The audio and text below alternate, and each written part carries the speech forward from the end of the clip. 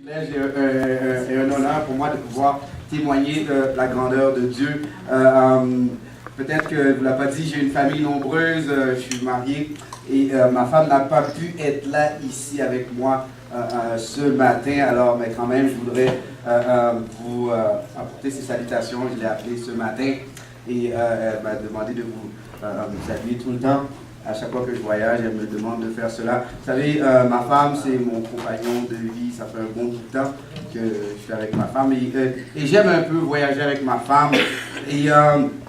Et qu'est-ce que on me demande souvent quand je voyage avec ma femme, on me demande à Smith, c'est qui la plus intelligente entre toi et ta femme? Parce que ma femme, c'est une femme extraordinaire. Et vous savez qu'est-ce que je dis toujours? Je dis toujours c'est moi. Je dis toujours c'est moi. Et la raison pour laquelle que je dis c'est moi le plus intelligent, parce que j'ai dit j'ai marié quelqu'un de plus intelligent que moi. Alors, ça fait de moi quelqu'un de très smart.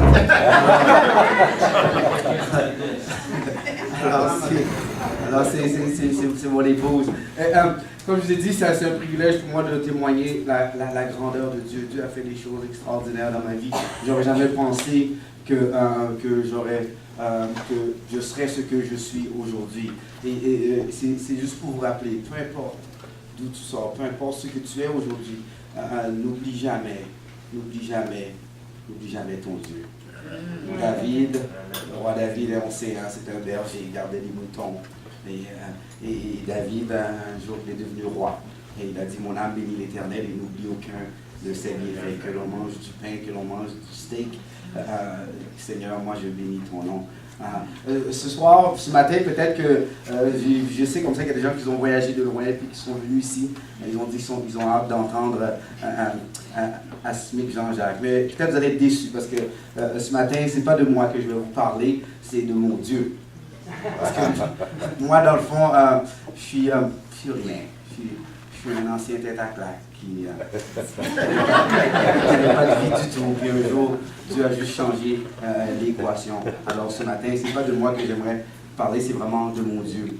Moi, je suis venu ici au Canada en 1982. Je suis né en Haïti et je suis venu ici au Canada en 1982 avec ma mère et mes 3 frères. Et je me souviens lorsqu'on nous a dit on allait venir ici au Canada, c'était vraiment un rêve. La terre promise qu'on nous avait dit, Canada. Canaan. Hein? Et vraiment, c'était un rêve. On est venu ici au mois de novembre. Il fait froid, le choc de culture. Mais on m'a dit, t'as rien vu, attends que février s'en vient. Mais vraiment, c'était un rêve venir ici. Et on était bien. Mais très rapidement, le rêve a commencé à se transformer en cauchemar. Vous savez, parfois, les adultes, pour des raisons que nous, les jeunes, on ne comprend pas toujours, parfois les adultes se séparent, parfois ils divorcent. Mais moi, je vais toujours me souvenir de cette journée où ce que mon père, un jour, il a pris ses valises et il a claqué la porte. Et il nous a abandonnés, ma mère et mes 3 frères. Et je vais toujours me souvenir de cette phrase qu'il avait dit, avant de claquer la porte. Il avait dit à ma mère ceci. Elle dit, comment tu vas faire dans ce pays avec 4 enfants? Ma mère, pour mettre un peu dans le contexte, 27 ans, 4 enfants, elle ne parle pas français, elle ne parle pas anglais, elle ne connaît personne. Et il a claqué la porte, il a dit, comment tu vas faire dans ce pays avec 4 enfants? Elle a dit, tu vas finir par te jeter dans le métro, ou bien tu vas finir par vendre ton corps pour vivre. Une phrase très dure. Mais moi, je vais toujours me souvenir de cette phrase que ma mère avait répondu à mon père. Elle avait dit ceci, elle avait dit, je ne mourrai pas, je vivrai. Et je raconterai les bienfaits de l'Éternel. Et moi, j'ai vu ma mère. En allant à l'église, je suivais ma mère et moi, je suivais ma mère. Et moi, je me souviens de ce verset. Jérémie 29. Tout petit, 5-6 ans. Jérémie 29. Car je connais les projets que j'ai formés sur vous, dit le Seigneur. Des projets de paix et non de malheur, afin de vous donner un avenir et de l'espérance. J'ai entendu ce verset. Et moi, je vois ma mère, cette madame. Mon père est parti. Et je vois ma mère. dans la difficulté, dans les problèmes, l'adversité. Bon, voyez-vous, ma mère, cette petite madame 5 pieds 1, ma mère, c'est une lionne. Ma mère, c'est une femme forte. Et moi, mes frères et moi, nous, on est comme des petits lionceaux et on s'accroche à sa jupe. Un dans les bras, un à la jupe et on s'accroche à ma mère. Mais moi, je vois ma mère s'enfermer dans sa chambre parfois pour pleurer parce qu'elle ne sait pas quoi me donner à manger. Moi, je vois même ma mère se mettre à genoux et prier parce qu'elle est découragée. Je vois le désespoir dans les yeux de ma mère. Et je me souviens de ce verset, car je connais les projets que j'ai formés pour vous, dit le Seigneur. Et voici, maintenant la frustration commence à se former dans mon cœur. Seigneur, c'est ça tes projets pour moi. C'est ça tes plans de bonheur. On ne mange même pas. On est 5 dans un petit 2,5. On n'est pas vraiment 5 parce qu'il y a au moins 10 000 croquettes. Ils ne payent même pas le loyer. Hein. Mais c'est ça tes projets pour moi. C'est ça ton plan de bonheur pour moi. Tu sais quoi, Seigneur? Moi, je pense que... Non, merci. Moi, je pense que je vais m'occuper moi-même de ma vie.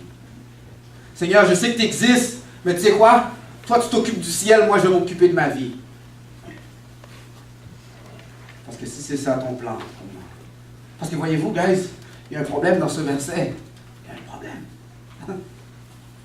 Je connais les projets que j'ai pour vous, dit le Seigneur. Mais c'est quoi le problème? Ça ne dit pas quand. C'est pas quand, il n'y a pas de date. T'as une job pour moi, mais c'est quand? Dans 3 mois, dans 6 mois? T'as une femme pour moi, mais quand? T'as quelque chose pour moi, tu vas me guérir, mais quand? C'est quoi en attendant? Je vais gérer ma vie, moi. Seigneur, non merci. Non merci. Vous savez, parfois, on se sent comme ça. Seigneur, j'ai entendu des versets, j'ai entendu des prédications, j'ai entendu des témoignages, et je sais que tu existes, je le sais. Mais je ne vois pas quand, je ne vois pas c'est quand, je ne vois pas c'est quand la solution, je ne vois pas c'est quand ça va arriver. Je reprends ma vie, Seigneur. On a donné notre vie au Seigneur, mais je le reprends. Je ne te l'ai pas vraiment donné, je te l'ai prêté. Je le reprends. Et c'est ce que j'ai dit, Seigneur, tu sais quoi? Non. Et moi, je vois ma mère se mettre à genoux pour du pain. Et moi, c'est à partir de ce moment-là que le jeune Asmic, moi, je me suis dit ceci. Je me suis dit, dans ce monde, il y a 2 sortes de personnes. Il y a les oppressés et les oppresseurs. Et moi, je me suis dit, moi, non. Jamais je vais me mettre à genoux pour du pain. Et moi, je vois ma mère faire des lignes dans des sous-sols d'église pour aller chercher de la nourriture, pour aller chercher des vêtements. Et moi, je me dis jamais. Les oppressés, les oppresseurs. Ceux qui ont et ceux qui demandent. Et moi, je me suis dit, moi, jamais je vais demander. Moi, je vais prendre. Jamais je vais être un oppressé. Je vais devenir un oppresseur. Et moi, je me fais ce choix. Je me suis dit, quand je vais être grand, je vais être un bandit. Un bandit. Je me suis dit, il n'y a rien qui va me faire dévier de cette route. Moi, voyez-vous, gars, j'ai un grand frère. J'ai un grand frère, mon grand frère, c'est mon idole. Mon grand frère, c'est comme mon père. Mon grand frère, c'est lui qui m'apprend tout. Ouais.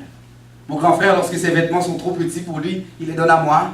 Et lorsque c'est trop petit pour moi, moi je le donne au 3e. Et le 3e le donne au 4e. C'est comme ça fonctionne chez moi. Mon grand frère, c'est mon père. Et un jour, mon grand frère revient de la maison et me dit, Asmic, moi je me suis trouvé une nouvelle famille.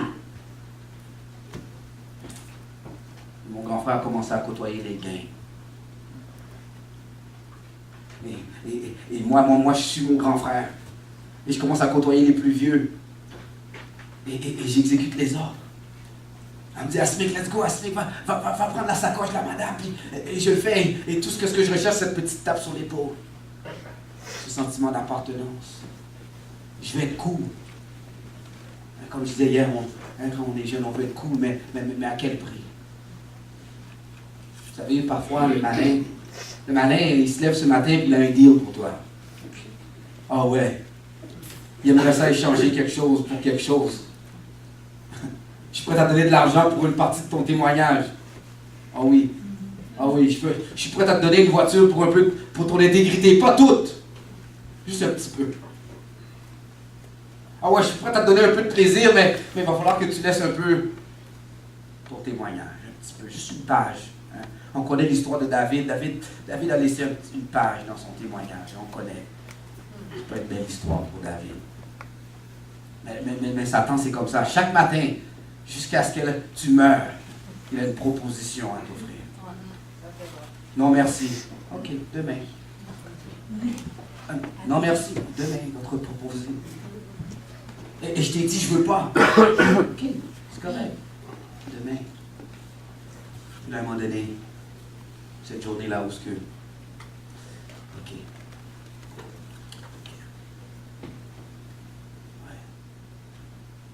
Et moi, Asmé, vas-y, Asmé. Asmé, prends dans ton baseball, puis comment? J'ai le sentiment de... Et je tombe dans la délinquance. Et moi, je me souviens, j'avais à peine 12 ans, ma mère a perdu le contrôle. Et je me retrouve en institution. Je me retrouve en centre d'accueil. Parce que je suis incarcéré pour une période de 2 années. Et je me souviens avoir purgé mes 2 années. Ma mère, on habitait dans un quartier chaud à Montréal, dans un quartier rock, comme on dit. Et ma mère, un peu pour préserver mon innocence, un peu pour préserver l'innocence de mes frères, ma mère, elle décidé de déménager dans un quartier plus tranquille. Et là, on quitte Montréal et on s'en va habiter en banlieue, dans l'ouest de l'île. Et moi, j'arrive là et j'ai 14 ans. Vous savez, moi, je crois que l'adolescence, c'est une des plus belles périodes de la vie. Ouais. C'est l'âge où on est jeune, on est beau, on est belle, on a des rêves. Ouais. On a plein d'énergie. Ouais. Moi, je commence à vieillir. C'est rendu, je fais des siestes. Ouais. Mais les jeunes sont pleins d'énergie, puis ça court. Le petit garçon, lui, il se lève 7 h du matin.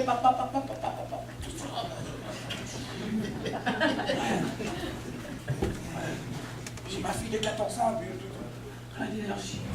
Ouais. On a plein d'énergie, on a des rêves. Hein?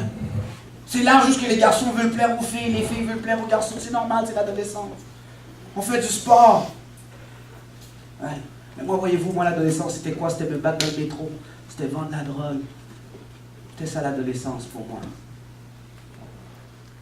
Et là, j'arrive à Pierrefonds, dans un quartier plus tranquille en banlieue, et moi, je découvre une nouvelle vie. Hein? Je commence à faire du sport, je joue au football. Hein? Puis à cette époque, hein, j'étais pas si laid que ça, j'avais plus de cheveux, gars. Plus de cheveux, puis j'avais un swag, comme on dit dans leur langage. Et puis j'avais mon style, puis j'étais cool, puis je me fais une blonde. Ouais. Une blonde. Vous savez, Dieu, c'est ça. Dieu a un plan pour vous. Je vous dis, Dieu a un plan. Dieu te dit, toi qui es là ce matin, qu'il a un compagnon de vie pour toi, il a un mari pour toi. Et parfois, on dit, Seigneur, tu sais quoi, ton diamant? Non, merci, moi j'aime mieux l'aluminium. Je vais me contenter de l'aluminium. Seigneur, moi je veux une blonde. Tout de suite. Je me fais une blonde. Et qu'est-ce qui arrive, c'est que, une des grandes difficultés de ma vie va m'arriver. Ma blonde, 14, 15, on avait 15 ans à l'époque. 15 ans. Ma blonde tombe enceinte. Imaginez-vous 2 enfants qui attendent un enfant. Et moi, Asmé Jean-Jacques, dans mes difficultés, dans mon adversité, qu'est-ce que je vais décider de faire? C'est de prendre la cagoule et le revolver. Et je vais commencer à sauter par-dessus les comptoirs. Je commence à attacher les jambes. Je commence à rentrer un petit peu plus profond dans la délinquance. Guys, ma vie Elle se résume à ça. Pas de solution. C'est gris. Tempête. Aucune issue. Et parfois, notre vie, des fois, on dit, je suis rendu là. Mes finances sont comme ça. Ma santé est comme ça. Ma relation avec ma famille, c'est comme ça. Au travail, c'est comme ça. Dans mon cœur, c'est comme ça. Vous savez, moi, dans ma vie, j'ai essayé beaucoup de choses. Et j'ai rien trouvé qui a pu rendre ce gris-là blanc. Rien trouvé. J'ai 15-16 ans. Pas de solution. On dirait que ma vie est déjà gâchée. Je rentre dans la délinquance, dans la criminalité. Et puis vous savez comment c'est à 14-15 ans, hein? Tout est sous contrôle. Je sais ce que je fais. C'est moi le pro des vols qualifiés. Ah, parce que c'est ça qu'on fait. J'ai ce verset, le roi Salomon qui dit, jeune homme, écoute les instructions de ta mère et les enseignements de ton père. Afin que tu sois heureux.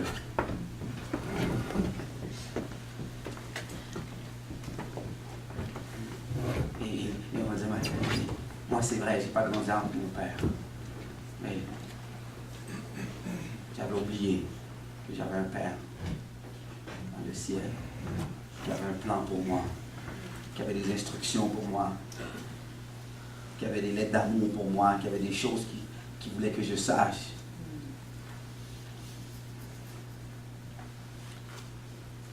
Et je tombe dans la délivrance. Et ce qui devait arriver, arriva, je me fais prendre, je me retrouve en institution encore une fois. Je vais vous mettre un peu dans le contexte, on est à peu près en 1991-92, le phénomène des gangs commençait à Montréal, c'est les gars de Montréal-Nord contre les gars de Saint-Michel, puis là c'est le phénomène des gangs. Et moi je me retrouve en institution, et en institution, il y avait plusieurs gars de gangs. Et je me souviens qu'est-ce qui arrive, c'est qu'on ne peut pas les mettre ensemble parce qu'ils vont se battre. Il va y avoir des conflits, alors on les sépare.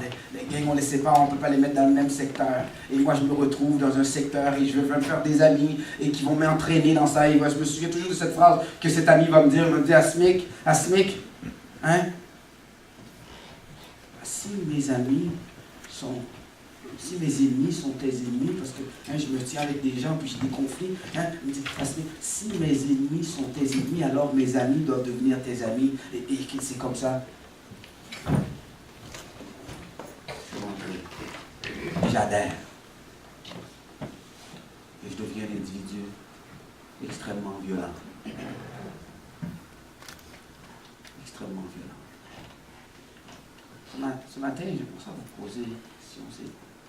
C'est qu'est-ce qui vous a changé? Qu'est-ce qui vous a changé? Qu'est-ce qui vous a changé? Pour ceux qui connaissent un peu le système carcéral, lorsque tu es en bas de 18 ans et que tu commets un crime, tu t'en vas en centre d'accueil. Tu peux être déféré aux adultes, mais la plupart du temps, tu vas en centre d'accueil. Lorsque tu es en haut de 18 ans, tu commets un crime, le juge te donne une sentence de 6 mois, 12 mois de prison, 18 mois ou 2 ans moins un jour, qui est très important, le moins un jour, tu t'en vas en provincial. Tu t'en vas en prison provinciale. Et lorsque on te donne une sentence plus haut que 2 ans, 4 ans, 6 ans, 10 ans, 15 ans, 25 ans, tu t'en vas au système fédéral, au pénitencier. Et moi, avec Jean-Jacques, à l'âge de 18 ans, je me suis retrouvé au pénitencier. À la grande école, comme on dit. On appelle ça l'université. La jungle. La jungle.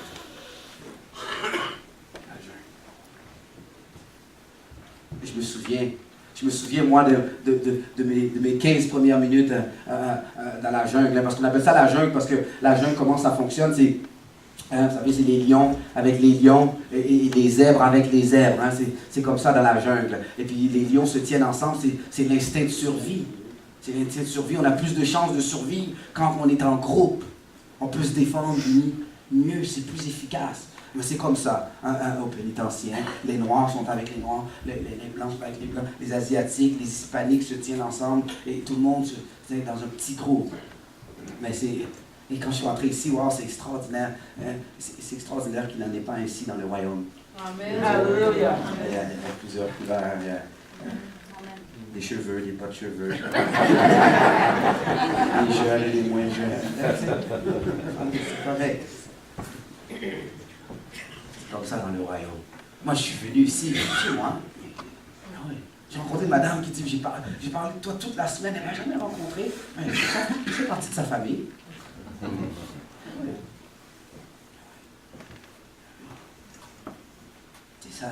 C'est ça dans le royaume. Mais dans la jungle, c'est pas. Chaque personne se tient en groupe. Et moi, j'arrive là, j'ai 18 ans, je pèse 135 livres, tout mouillé. Puis j'arrive là, puis moi, je suis nouveau. Hein? Puis le comité d'accueil, vous savez comment c'est en prison, c'est pas comme ici aujourd'hui. On m'a servi, je suis assis, j'ai rencontré des gens, je suis parlé. C'est pas comme ça au pénitencier. C'est pas comme ça en prison. Ouais. Les gars sont durs, ils ont un visage dur, ils sont mal, ouais, ils sont violents. Ils sont pas là parce qu'ils ont cassé des vitres. Moi, j'arrive et je m'en vais avec mes semblables, je m'en vais sur le terrain de basket. Et je vais toujours me souvenir, moi, des 15 premières minutes que j'ai passées dans la jungle. J'étais sur le terrain de basket et j'assiste à une scène. C'est un groupe qui sont en train de jouer au basket. Puis il y en a un là-dedans, mais qu'est-ce qui arrive, c'est que, tu sais, il ne fait pas de passe. Il joue tout seul. En bon québécois, il mange la poque. Hein? Il joue à gros valet. Ouais, il mange la poque, puis il y en a un qui dit, hey, il fait une petite blague comme ça, il dit, hey Jordan, passe le ballon, Jordan. Tu sais, c'est un petit sarcasme. Il dit, passe le ballon, Jordan. Mais l'autre détenu, il ne l'a pas pris comme ça. Et moi, je le vois, moi, sortir un pic. Puis là, il va le poignarder une vingtaine de fois. Parce qu'il y a du manque de respect. Ça faisait 15 minutes que j'étais dans la jungle. Et c'est à ce moment-là que moi, je venais de réaliser que, wow, je n'étais pas si tough que ça. Et c'est à ce moment-là que je venais de réaliser que, dans la jungle, c'est quoi? Elle n'a pas de tough. Moi, j'ai vu des gens, moi, de 250 livres sortir sur des civières au pénitencier. On a vu des gens qui se font agresser sexuellement au pénitencier, des noirs, des blancs. Elle n'a pas de tough. Parce que dans la jungle, on finit toujours par trouver un plus tough que soi. Et d'ailleurs, peut-être les jeunes, peut-être qu'on on nous a redéfini le terme tough. Je vais vous expliquer, aujourd'hui, la société, n'essaie pas de nous changer. La société n'essaie pas de nous changer. S'attend à une nouvelle tactique. Elle dit non, je ne veux pas changer les gens. Non. Qu'est-ce que je veux faire? Je veux changer la définition des choses. Ouais. Et je crois que je change la définition des choses, les gens vont s'ajuster à cette chose. C'est que dire tough, aujourd'hui, c'est pas de se lever le matin et aller travailler. Tough, c'est casser la gueule de quelqu'un. Ça, c'est tough. Alors, on va changer la définition des choses. Ouais, être un homme, c'est avoir plusieurs femmes. Oh, oui, ça, c'est un homme. Mais on va changer la définition des choses. Ouais. Non, oui. Mais tough, hey, appuyer sur une gâchette, c'est pas tough. Même pas une livre. Pression, même pas. Pas tough. Hey, se lever chaque matin à l'école, ça c'est tough. Endurer mon boss. Oh. Regarder Titanic 2 fois. Ah ouais, elle aime ça, elle veut le regarder. 3 heures. Ça, c'est tough. Élever des enfants, c'est tough. Quitter la maison, c'est tough. Non, c'est tough. Faire confiance à Dieu, c'est tough.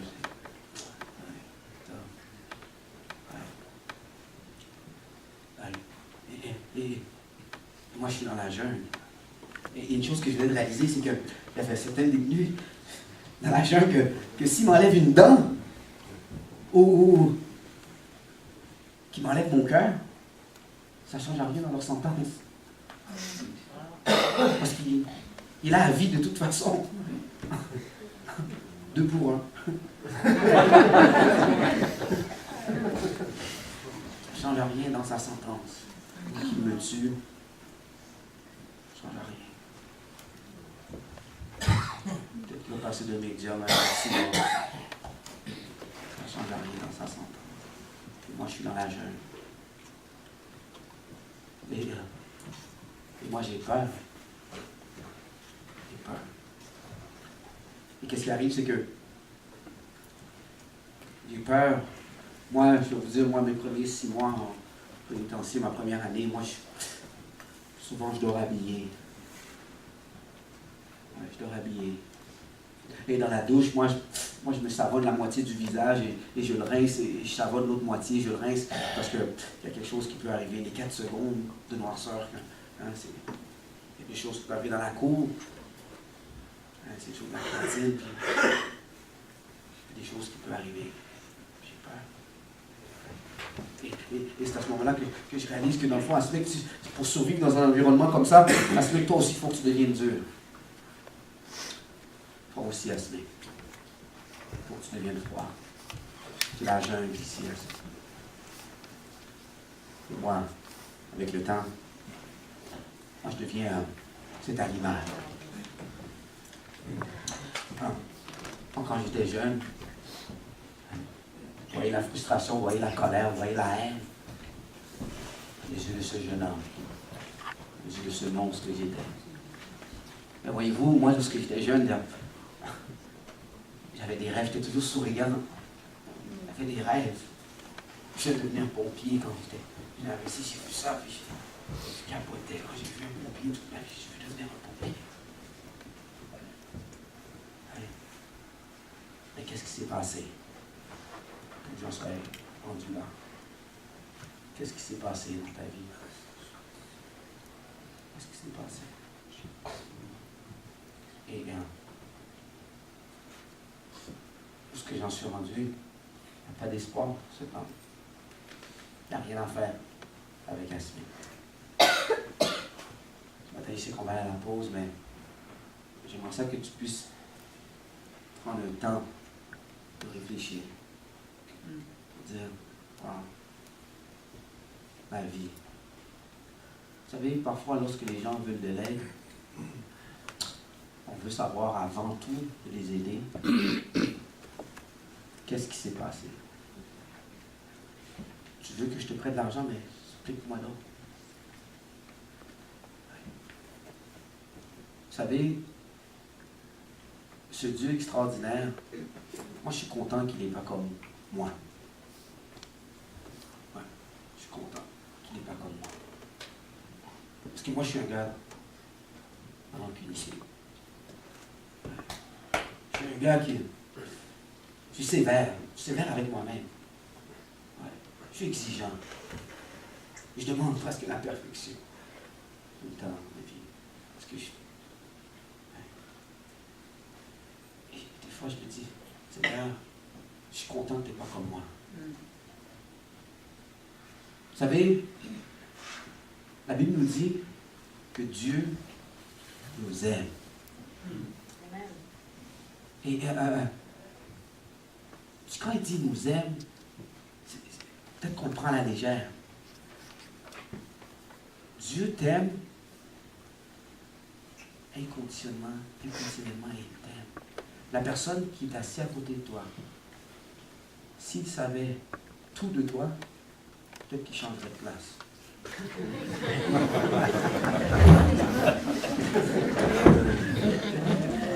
C'est vrai.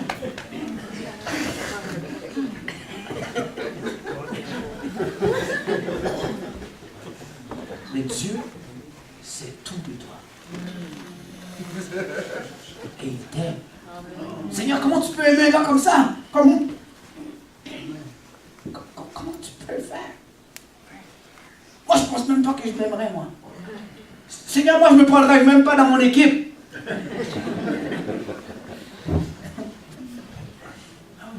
Est-ce que je pèterais la coche des fois? Non. Dieu t'aime.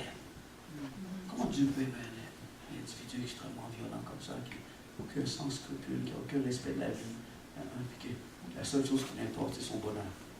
Il est prêt à tout pour faire ça. Hey, détruis ça. Mets ça en prison. Qu'on le pend.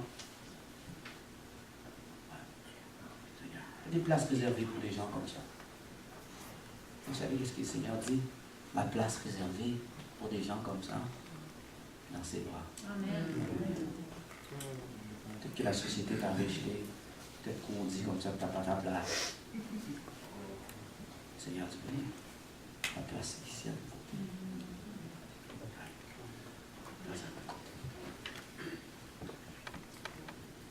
C'est la parole de Dieu, c'est pas ma parole, ça. C'est la parole de Dieu. C'est juste que vous laissez là-dessus et peut-être prendre un petit temps, je ne sais pas si c'est un verre touché, un verre d'eau, et continuer avec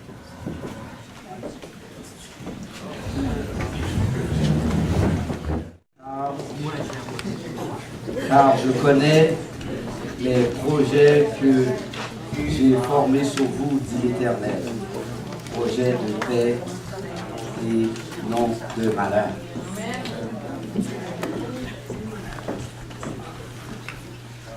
Qu'est-ce qui s'est passé?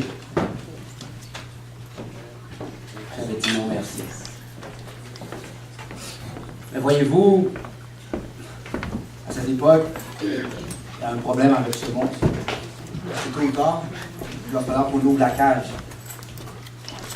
J'ai fini de purger ma sentence. Et qu'est-ce qu'on va faire? On va me libérer. Et moi, le jeune ASMIC, qu'est-ce que je décide de faire? C'est que je vais regrouper une vingtaine d'individus avec les mêmes idéologies, avec les mêmes frustrations que moi, avec la même haine, la même colère, la même violence que moi. Et qu'est-ce que je vais faire? Je vais regrouper une vingtaine d'individus et je vais former une gang. Et je vais leur dire ceci.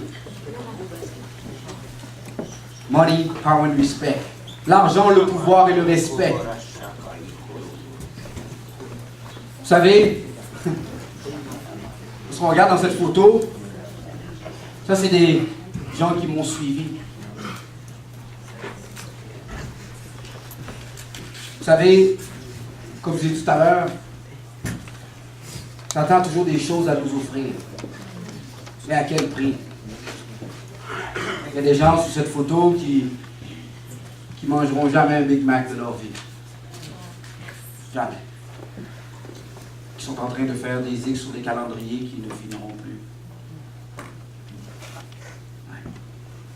Pourquoi? Parce que, encore une fois, c'est à quel prix? À quel prix? Et voici, moi, je deviens un individu, comme je dis, extrêmement violent. Je forme une gang, l'argent, le pouvoir, le respect. Et tout le monde me suit. ASMIC, c'est le boss. Et parfois, les gens me disent, ASMIC, nous autres, on avait entendu parler de toi dans la rue, ASMIC. La vie de bandit, ASMIC. Toi, tu roulais, ASMIC. Mais moi, voyez-vous, moi, ma vie, j'ai passé en prison. 2 ans, 3 ans, 4 ans en prison.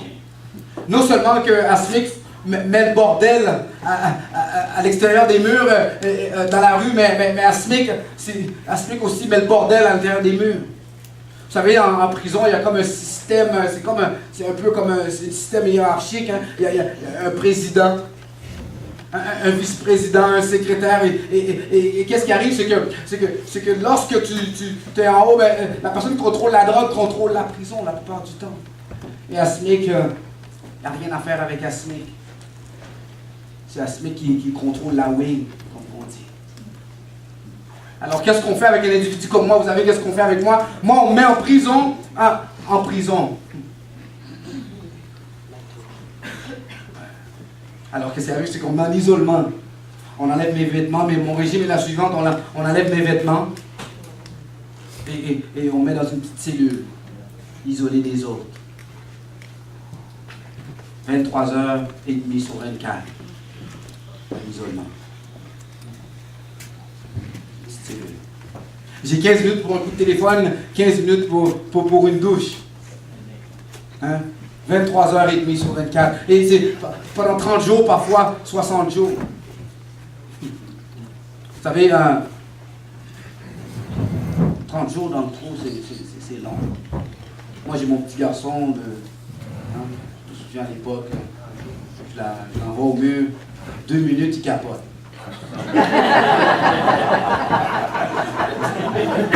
C'est long,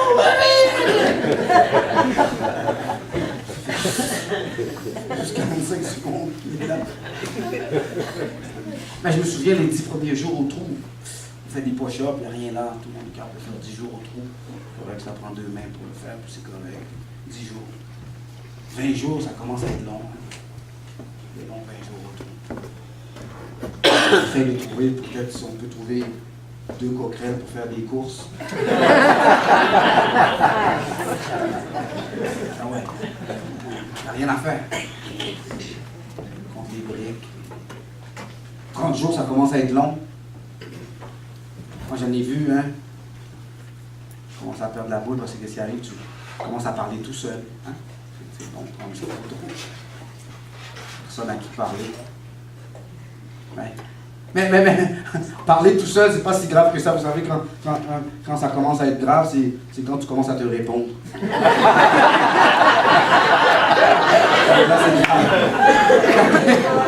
Là, t'es pas d'accord avec toi-même. J'ai jamais dit ça.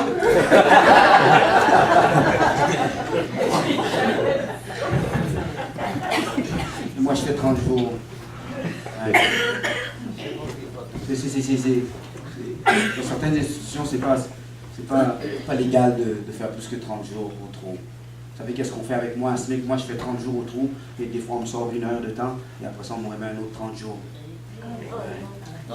Mais il n'y a rien à faire avec SMIC. Parce que je me dis, on ne peut pas me briser. Moi, j'ai cette mentalité, tant qu'à être un singe, soit un gorille. Il n'y a rien à faire avec moi. Foulé au trou. Et là, on me transfère de prison à travers la province, et ainsi de suite. C'est pour ça que j'ai eu peur quand quelqu'un m'a dit à SMIC, après que j'ai accepté le Seigneur, on m'a dit à SMIC, le Seigneur m'a dit que tu vas voyager. Je vais retourner en prison.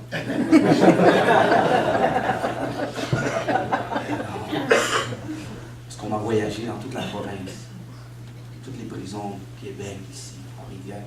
Il n'y a rien à faire avec SMIC. On ouvre la cage et c'est reparti de plus belle. Rien à faire. Et je me souviens, moi, lorsque j'étais libéré et que je passais des petits temps dehors en liberté, moi, je ne sais pas pour les autres, mais moi, je ne dormais pas souvent la nuit. Je ne dormais pas souvent la nuit. Parce que je sais très bien que, à ce tu sais, la gâchette qu'on vient d'appuyer, il y a quelqu'un qui va pleurer demain, c'est sûr. C'est sûr. C'est sûr. Et le petit morceau de crack, là, ça, c'est du poison. Ça, c'est la mère de quelqu'un, c'est la fille de quelqu'un, c'est le père de quelqu'un, c'est l'enfant de quelqu'un. Et moi, tout est là. À SMIC, l'ordre que tu as donné va avoir des conséquences. Tu ne peux pas t'imaginer à SMIC. Et moi, c'est dans mon disque dur. Et je ne dors pas souvent la nuit. Alors, à SMIC, Jean-Jacques, moi, pour faire une balance dans ma conscience, lorsque je ne dors pas, qu'est-ce que je décide de faire, moi, pour faire une balance dans ma conscience? Une fois de temps en temps, une fois par 6 mois, une fois lorsque j'en peux plus, qu'est-ce que je décide de faire? Je m'en vais à l'église. Ouais. Je me lève et puis, guys, aujourd'hui, je n'ai pas besoin de garde du corps. Je m'en vais à l'église et puis j'enlève ma veste par balle, j'enlève mon fusil, ma patte, mon cellulaire est off et puis je m'en vais à l'église parce que j'en peux plus. Et moi, je ne suis pas fou, je me suis dit, je vais à l'église, faire une balance dans ma conscience. Et je me souviens, lorsque je rentre à l'église, quand je rentre, tout le monde me regarde comme si Satan venait de rentrer. C'est un peu normal lorsqu'ils lisent les journaux. On regarde la télévision, ça c'est assez. Puis moi, je m'en fous parce que moi, je me dis, je sais que personne ne va venir me tirer ici. Personne ne va venir m'arrêter ici. Et je Je m'en fous de ce que le monde dit. Et moi, je m'en vais m'asseoir en arrière. Complètement, je m'assois en arrière. Et pendant que je m'assois, je regarde la louange, je regarde la jeunesse, et je les regarde, et je dis, waouh! Wow! Hey! Ils ont quelque chose que j'ai pas. Moi, j'ai une grosse voiture, j'ai une Mercedes dehors, j'ai de l'argent, j'ai une palette, j'ai de l'argent, mais ils ont quelque chose que j'ai pas. Hey, cette paix, cette joie. Wow! Puis je suis pas fou, parce que je me dis, ils ne peuvent pas tout faire semblant en même temps. Tu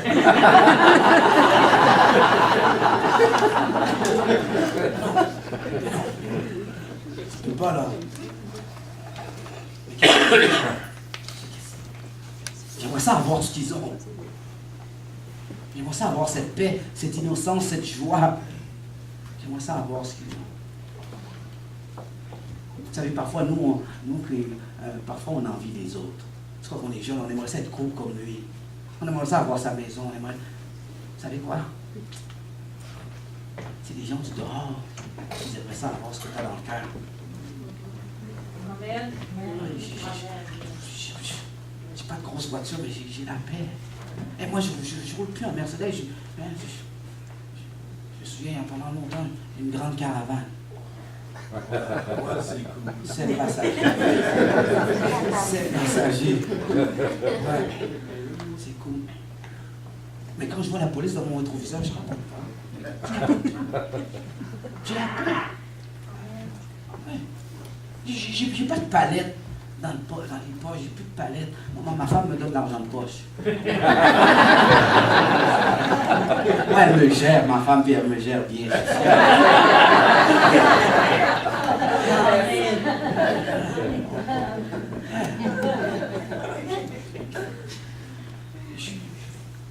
On les envie, mais c'est pas vrai. Et moi j'assis, je regarde, ils ont quelque chose que j'aimerais ça avoir. J'aimerais ça être comme eux. Il y a cette petite voix qui me dit, Asmik, arrête de niaiser. Asmik, commence pas, Asmik. Asmik, Jésus change des gens, mais pas des gens comme toi, Asmik.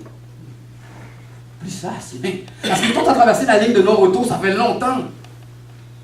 Mais non, elle ne fait pas ton hypocrite, Asmik. Asmik, tu sais qu'est-ce que tu as fait hier? Tu sais ce que tu vas faire aujourd'hui, et tu sais très bien ce que tu vas faire demain. Arrête de niaiser. Fais pas de hypocrite. Toi, Asmik, toi, t'es bon pour faire une seule chose, Asmik. Détruire des vies, Asmik. Toi, t'es bon là-dedans, Asmik. C'est ce que t'es. Ouais. Vous savez, parfois, Satan, il y a une tactique. Satan dit, moi, tout le monde dit que je suis menteur. Ben oui, à l'église, Satan est menteur. Satan dit, oui, ok, mais tu sais quoi? Moi, je ne vais pas te mentir. La seule chose que je vais faire, je vais juste te montrer le miroir. Ça, c'est toi, ça. C'est pas moi. Ça, c'est toi. C'est moi le menteur. C'est-tu moi ou c'est toi? Le miroir. Vous savez, il le fait tout le temps, le miroir. Et c'est pour ça que Jésus a dit, moi, j'entends le mot du miroir. Puis moi, si je me regarde trop longtemps dans le miroir, vous savez, dans le miroir, c'est plus moi que je vois. C'est Jésus. Parce que moi, mais non, le pasteur ne sait pas, ma femme ne sait pas, mon ami ne sait pas, mais moi je le sais. Non, la Bible dit, ce n'est plus moi qui vis, c'est Christ qui vit en moi. Amen. Moi. C'est plus moi, parce que... Attends, ça c'est Jésus. Ça c'est plus Asmik, ça. Asmik est mort, ça fait longtemps. Il est mort.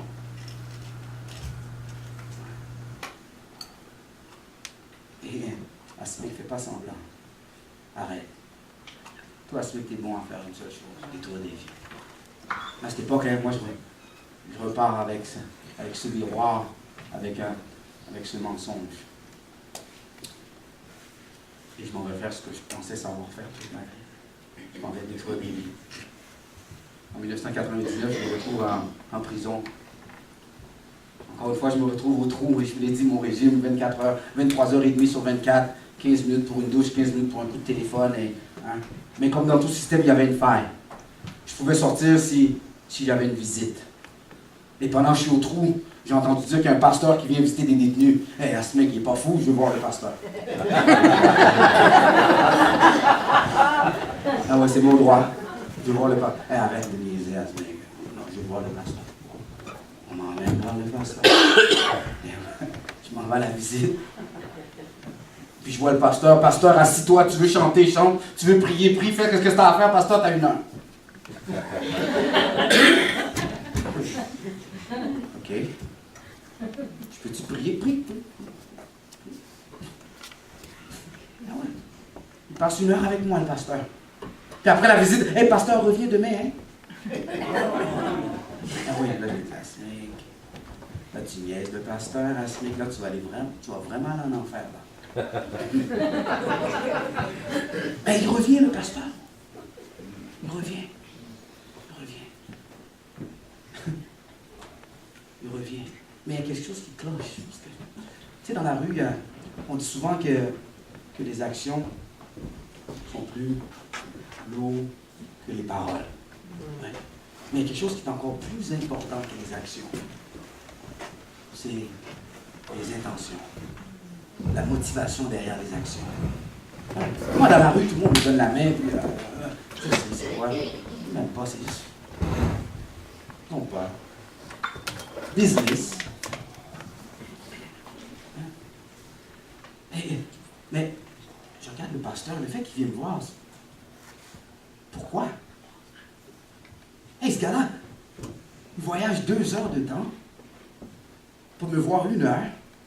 Il repart chez lui 2 heures. Es-tu payé pour ça?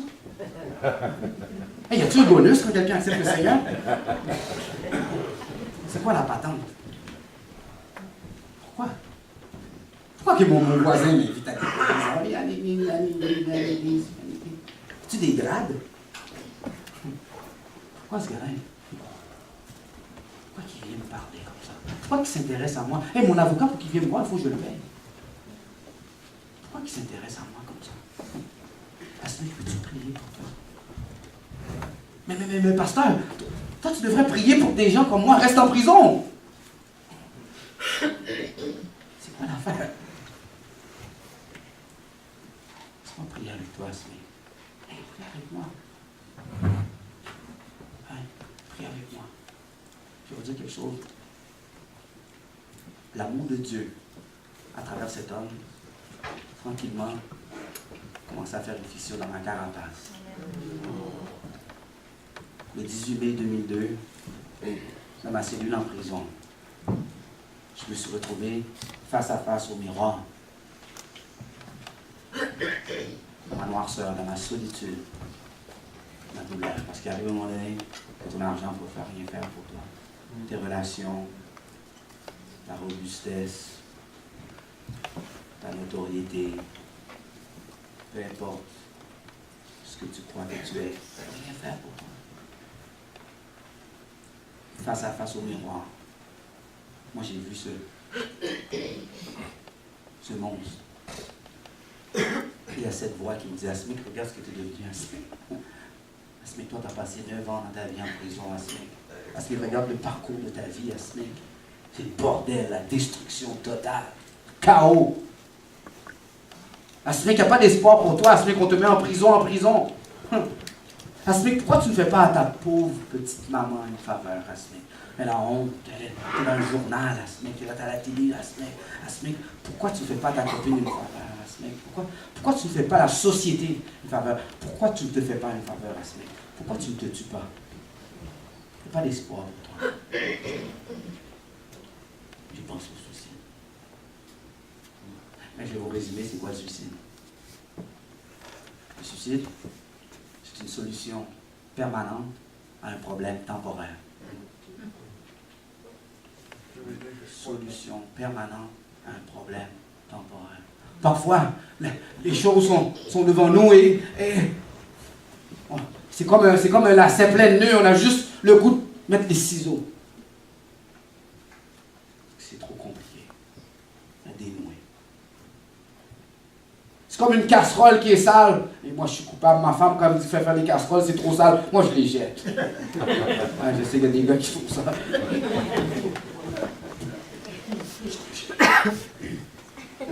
Chérie, t'as-tu vu ma casserole?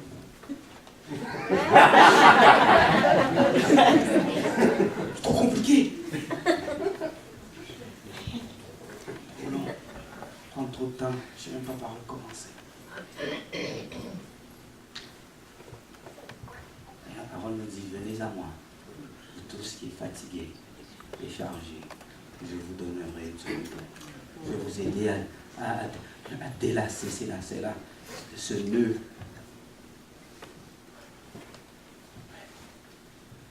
Moi, je pensais au suicide. Et je me souviens, c'est alors, dans ce moment de détresse, que j'ai pris ce petit livre que le pasteur m'avait laissé. Et c'est là que j'ai découvert le plus beau message que j'avais jamais entendu. Et je suis arrivé à un verset. Un verset. Ézéchiel 33, verset 11. La plus belle parole que j'avais jamais entendue de ma vie. Je suis vivant, dit le Seigneur. Ce que je désire, ce n'est pas que le méchant meure, mais c'est qu'il change de conduite. Amen. Et j'ai dit, mais non, c'est pas vrai, je l'ai rélu parce que ce que je désire, dit le Seigneur, ce n'est pas que le voleur, le meurtrier, le menteur meure, mais c'est qu'il change de conduite et qu'il vit. Moi, toute ma vie, on m'avait dit que j'étais une pourriture. Toute ma vie, on m'avait dit comme ça que le quartier va avoir la paix quand celui va mourir. Enfermez-le. Toute ma vie, on m'a dit que j'étais un bon à rien. J'étais comme mon père. Ce que je désire, dit le Seigneur, ce n'est pas que le méchant meure, qu'il a un enfer, mais c'est qu'il change de conduite et qu'il vit. C'est un peu belle nouvelle, je n'avais jamais entendu de tout le. À partir de ce moment-là, j'ai donné le drapeau blanc. Et j'ai dit, Seigneur, je me rends. Je me rends. Seigneur, je viens devant toi comme un enfant avec un jouet brisé. Je te demande de me réparer. J'ai entendu dire que tu es capable de faire ça. Je ne sais pas si c'est trop tard, mais j'ai entendu dire que c'est pas trop tard. Seigneur, est-ce que tu es capable de me réparer? C'était ma vie. Je sais que j'avais dit non merci. Et j'ai changé d'idée. Changé d'idée. Répare-moi. Répare-moi. Vous savez, chez Dieu, c'est un Dieu extraordinaire. Et c'est ça que j'aime avec le Seigneur. Hier, le pasteur a dit, Apocalypse 3, verset 20, la Bible nous dit comme ça, me voici, je me tiens à la porte. Hein, la porte de ton cœur, et voici, je frappe. C'est ça que j'aime avec le Seigneur, il ne défonce pas, lui. Non, il ne défonce pas. Et je rentre. Que tu le veux ou pas, je rentre dans ta vie. Non. Il dit, voici, je frappe. Ouais, je frappe. Il dit, si quelqu'un entend ma voix, et qu'il me laisse rentrer, des choses extraordinaires. Ouais. Vous savez aussi qu'est-ce qui est extraordinaire, c'est parce que c'est comme une maison, hein. Il y a des endroits dans ta maison, c'est propre. Si tu rentres chez moi, dans le salon, c'est beau, c'est propre, mais pas dans la chambre des enfants. Non, pas là.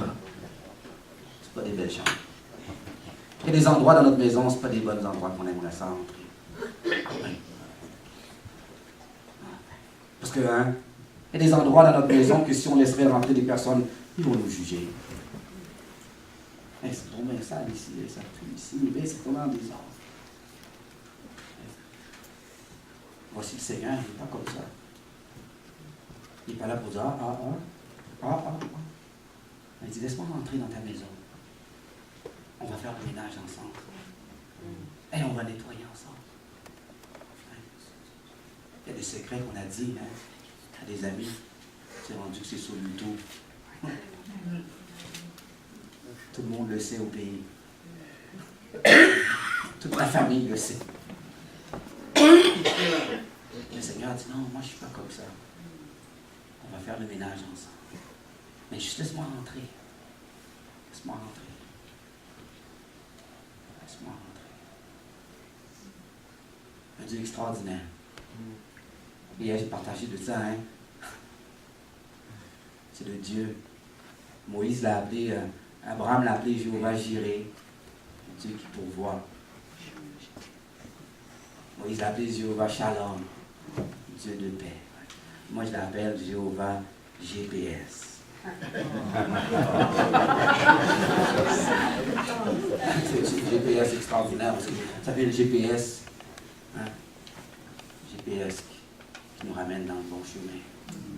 Ça fait moi venir ici, je l'ai utilisé le GPS, puis je me dis, viens tourner à gauche, tourne à droite. Puis vous savez, c'est un peu comme ça la voix du Seigneur qui nous parle, puis des fois on ferme le GPS. Moi je connais mon chemin, inquiète-toi pas. Je connais mon GPS. Hein? On a tout fait ça, petite voix qui est donnante, puis ainsi de suite, puis j'ai réalisé que je me suis perdu. Je me suis perdu. J'aurais dû écouter. Puis qu'est-ce qui est extraordinaire, je l'ai dit hier, qu'est-ce qui est extraordinaire, c'est que lorsque tu décides d'ouvrir le GPS, hein, qu'est-ce qu'il dit? Il dit pas, je te l'avais dit, le câble. C'est ça le GPS. Je t'aide plus. Non, c'est fini, je t'aide plus. Non, le GPS, il nous aide d'où ce qu'on est.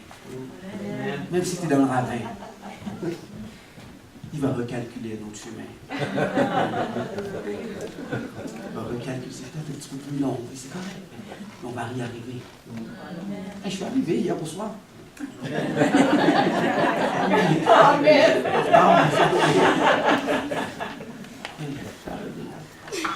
Puis c'est ça, le Seigneur, il dit, peu importe tout ce que tu es, c'est pas grave.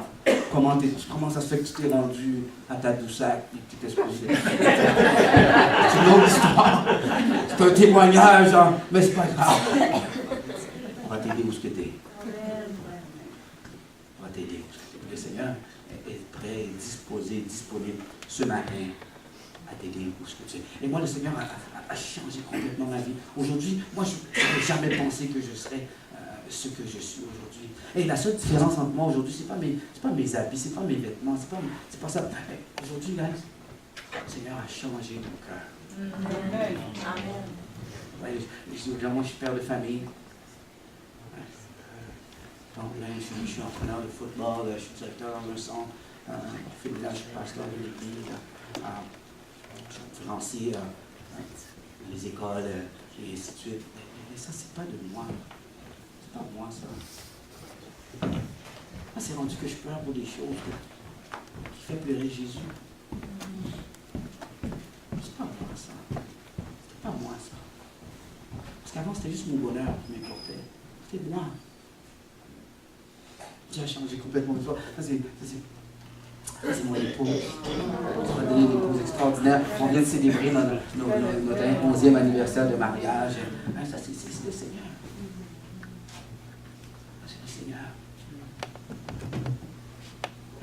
Aujourd'hui, je suis encore dans une gang. Ça, c'est ma gang.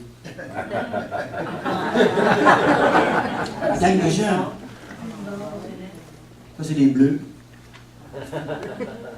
Je suis aussi avec les rouges. C'est ma clé.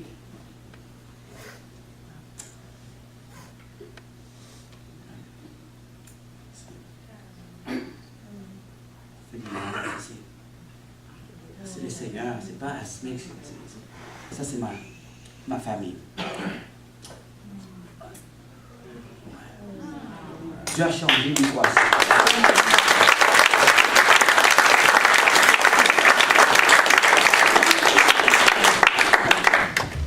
Dieu a changé l'équation. Et ma maman, là, c'est mes frères aujourd'hui, ma mère et mes frères.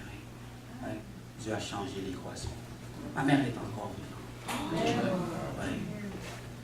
Je ne mourrai pas, je vivrai. Je raconterai les bienfaits de l'Éternel. Ma mère est encore une lionne. Et ma femme, la plus grosse menace qu'elle peut me faire, c'est j'appelle ta mère.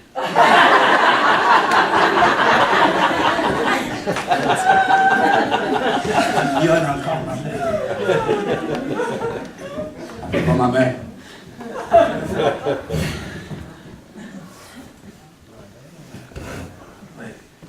Changer l'équation.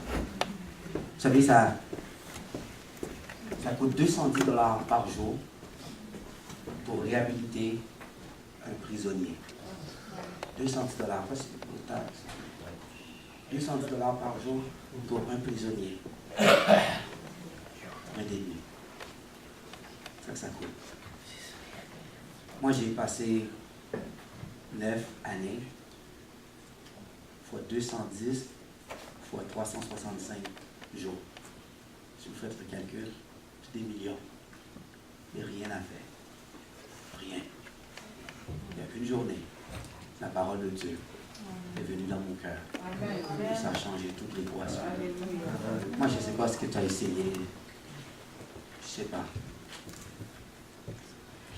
Tout ce que je te dis, c'est que c'est la solution. Ce matin, peut-être que tu as déjà entendu. Tu as déjà peut-être même répondu. Peut-être que tu as déjà prêté ta vie au Seigneur. Tu l'as repris. Mais ce matin, le 2 février 2014, alors que les anges dans le ciel sont tous là, ils attendent. C'est un moment historique. Et c'est pour toi. Toute cette nourriture, tout le setup est ici. C'était juste un prétexte. Ouais, on t'a eu.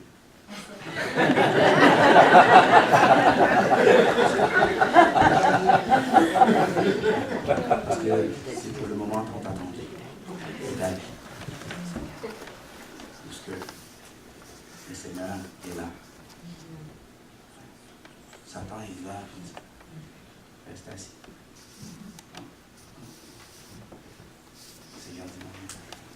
Je pense qu'aujourd'hui c'est la journée. Et il frappe. Il a frappé déjà, tu as déjà entendu. Mais pour des raisons personnelles, tu n'as pas ouvert. Parce que tu as ouvert déjà la porte à des personnes et ils t'ont blessé. Tu as déjà ouvert la porte de ton cœur à des gens et ils ont chambardé. C'est un peu normal que maintenant c'est normal, c'est correct. Le Seigneur dit, moi je ne suis pas comme ça. Ce matin, j'aimerais ça que si tu entends la voix du Seigneur, pas si tu as été touché par le témoignage, c'est extraordinaire, tu as eu un bon temps. Moi je m'en vais, peut-être que vous ne me verrez jamais plus encore. Ouais. C'est pas de moi. Seigneur.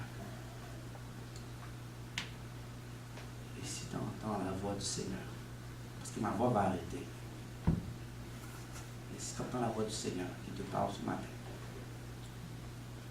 moi j'aimerais ça que tu puisses faire un acte, mettre sur tes deux pieds. Seigneur, ouais, j'ai entendu ta voix et j'ai donné mon cœur ce matin. S'il y a quelqu'un ce matin qui entend la voix du Seigneur et qui veut donner sa vie au Seigneur, qui veut vraiment dire Seigneur, cette fois-ci, c'est pour de vrai.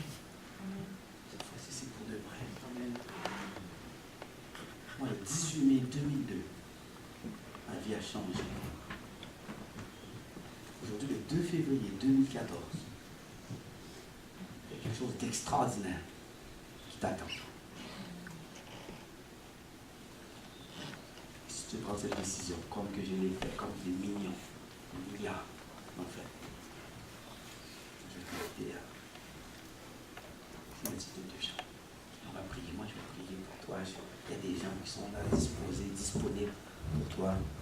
C'est mon frère, un brave. On va prier pour toi. Je suis prêt. Amen. Amen.